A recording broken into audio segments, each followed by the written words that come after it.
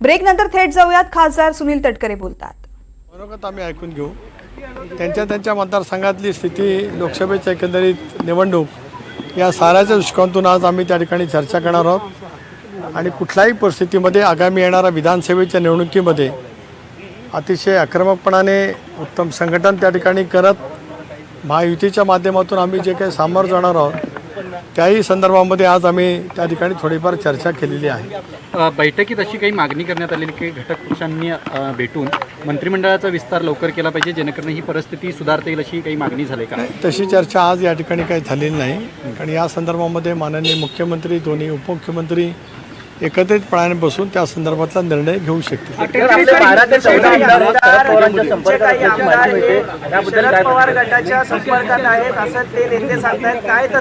या केवळ अफवा जाणीवपूर्वक त्या ठिकाणी पसरवल्या जात आहेत. एका निवडणुकीमध्ये जे काय वातावरण संबंध महाराष्ट्रामध्ये तयार झालं होतं त्याच्यामुळे यश मिळाल्याच्यामुळे काही माणसं हुरवून जातात, ती वस्तुस्थिती खरी आहे.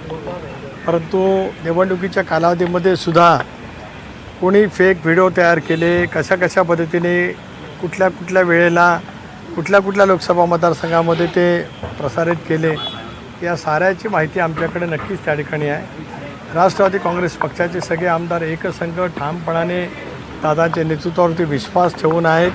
उलट मागे जी काय अनौपचारिक चर्चेमध्ये मी जे म्हटलेलं होतं की काही जण काँग्रेसच्या जे संपर्कात आहेत, आता त्यांचं ते ठरवतील. यापेक्षा काय मला या विषयावरती अधिक काय सांगायचं नाही आहे. आमदारांची आज बैठक होणार आहे, नेमकं काय मार्गदर्शन केलं जाणार आहे आमदारांना? मी मगाशी सांगितलं की मुख्यमंत्री, दोन्ही उपमुख्यमंत्री त्या संदर्भामध्ये एकत्रितपणाने बसून मंत्रिमंडळाच्या विस्ताराच्या वतीमध्ये केंद्रीय शीर्षस्थाच्या नेतृत्वावर चर्चा करून योग्य तो निर्णय सर, कॅबिनेटमध्ये मंत्रीपद आणि राज्यमंत्रीपद अशा 2 जागांसाठी मागणी करण्यात येत आहे तुमच्या पक्षाकडून. नेमक्या कोणत्या जागांसाठी मागणी करण्यात येते? मी ज्यावेळेला स्पष्ट एका प्रश्नाचं उत्तर दिलं की आमच्या बैठकीमध्ये मंत्रिमंडळाचा विस्तार हा अजेंडावरचा विषय त्या ठिकाणी नव्हता.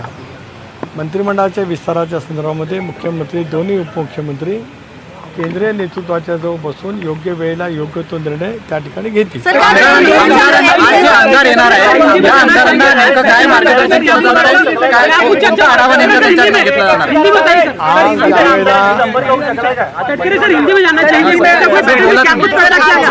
राष्ट्रवादी काँग्रेस पक्षाचे सर्व आमदार त्या ठिकाणी येतील.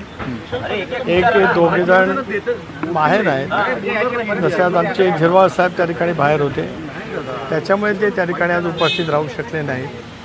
अन्यथा राष्ट्रवादी काँग्रेस पक्षाचे सर्वच आमदार जे आम्ही निर्णय घेत असताना सोबत होते ते त्या ठिकाणी उपस्थित असणार आहेत. मी मगाशी वारंवार आपल्याला सांगताना हे सांगितलं की आजच्या बैठकीमध्ये आमदारांचं मत, मनोगत लोकसभेच्या निवडणुकीच्या विषयामध्ये, त्या सगळ्या परिसरामध्ये त्यांच्या विधानसभा मतदारसंघातले असलेले अनुभव आम्ही त्या ठिकाणी निश्चितपणाने ऐकून घेणार आहोत. मी आपल्याला दुसरंही सांगितलं की 10 तारखेचा 25वा वर्धापन दिन साजरा करण्याचे दृष्टीकोनातून जे काय कार्यक्रम दिले जातील, 10 तारखेला आम्ही षण्मुखानंदमध्ये वर्धापन दिन साजरा करणार आहोत. त्यावेळेला राज्याची सर्व फ्रंटलचे प्रमुख, जिल्ह्याचे अध्यक्ष, सर्व आमदार त्या ठिकाणी उपस्थित राहतील आणि तो पूर्ण आठवडा त्या ठिकाणी आम्ही राष्ट्रवादी काँग्रेस पक्षाचा वर्धापन दिन साजरा करणार आहोत. सर, काल एनडीएच्या बैठकीमध्ये उपस्थित होते, काय नेमकी चर्चा झाली त्या बैठकीमध्ये? एनडीएच्या बैठकीमध्ये काही विधानसभेत आपले जे आमदार आहेत त्यांच्या काही जणांचं असं मत होतं की महायुतीच्या काम केलं नाही. खरंच असं झालंय का?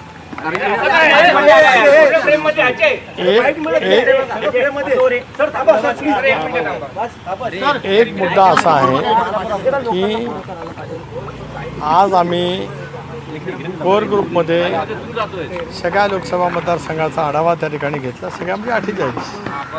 त्यामध्ये काय राष्ट्रवादी काँग्रेस पक्ष निवडणूक लढला त्या ठिकाणचा नव्हे तर सर्व ठिकाणचा.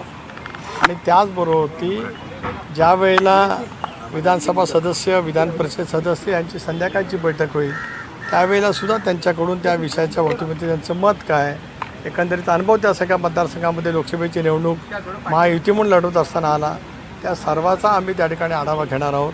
त्यानंतर आम्ही सर्वजण त्यांच्याशी चर्चाही त्या बाबतीमध्ये करू आणि मग पुन्हा एकदा आपल्याजवळ त्या विषयावरती मी चर्चा. अजित पवार उद्या दिल्लीला जाणार आहेत का सर? अजितदादा, राष्ट्रीय अध्यक्ष, प्रफुल्लभाई कार्याध्यक्ष आणि सुनील तटकरे त्या लोकसभा सदस्य म्हणून NDAच्या सर्व खासदारांची जी बैठक बोलवलेली आहे सेंट्रल हॉलमध्ये, त्याला आम्ही त्या ठिकाणी उपस्थित राहणार आहोत. NDA म्हणून नंतर माननीय राष्ट्रपती महोदयांची भेट जी मागितलेली आहे त्याला सुद्धा आम्ही त्या ठिकाणी जाणार आहोत. धन्यवाद.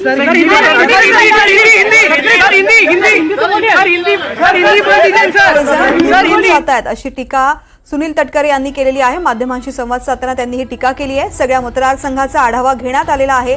सर्व आमदार दादांच्या नेतृत्वामध्ये एकत्र आहेत, कोणाच्याही संपर्कात नाही असंही स्पष्टीकरण दिलेलं आहे. आजच्या बैठकीमध्ये विस्ताराबाबत चर्चा झाली नाही हे सुद्धा त्यांनी स्पष्ट केलेलं आहे. यासोबतच NDA आघाडीची जी बैठक होतीये त्यामध्ये सुद्धा ते सहभागी होणार असल्याचं त्यांनी सांगितलेलं आहे. सगळ्या मतदारसंघाचा या बैठकीमध्ये आढावा घेतलेला आहे. कोणताही आमदार नाराज नाहीये, कोणाच्याही संपर्कात नाही असंही त्यांनी स्पष्ट केलं आहे.